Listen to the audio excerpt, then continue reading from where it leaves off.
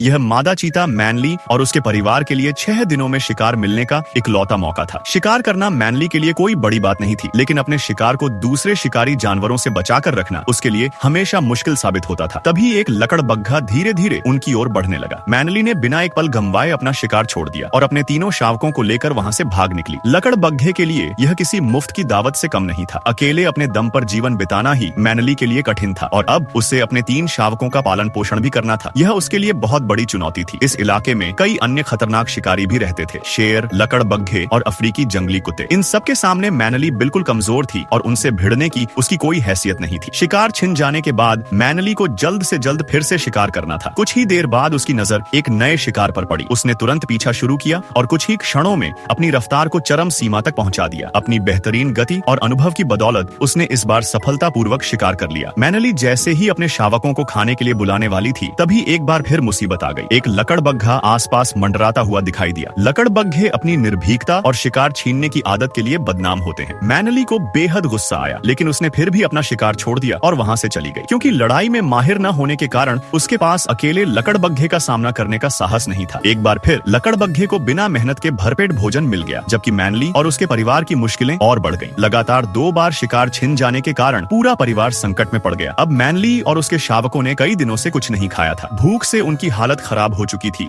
और वे केवल पानी पीकर किसी तरह अपनी जान बचा रहे थे। जीवित रहने के लिए उन्हें हर हाल में फिर से सफल शिकार करना था। कुछ समय बाद मैनली की नजर सामने चल रही थॉमसन गजेल के एक झुंड पर पड़ी। वह समझ गई कि शिकार का समय फिर आ गया है। इस बार उसके शावकों ने भी शिकार में मां का साथ दिया। उनमें से एक शावक ने जल्द ही एक छोटे गजेल के बच्चे को निशाना बना लिया। वह बिल्कुल अपनी मां की तरह उसके पीछे दौड़ा और पूरी ताकत से उसकी गर्दन दबोच ली। कुछ ही देर में गजेल जमीन पर गिर पड़ा और शावक का पहला सफल शिकार पूरा हो गया। पास खड़ी मैनली अपने बच्चों को देखकर गर्व और खुशी से भर उठी। आखिरकार पूरा परिवार कई दिनों की भूख के बाद भरपेट भोजन कर सका। यह पूरे 6 दिनों में उनके परिवार का पहला और इकलौता भोजन था।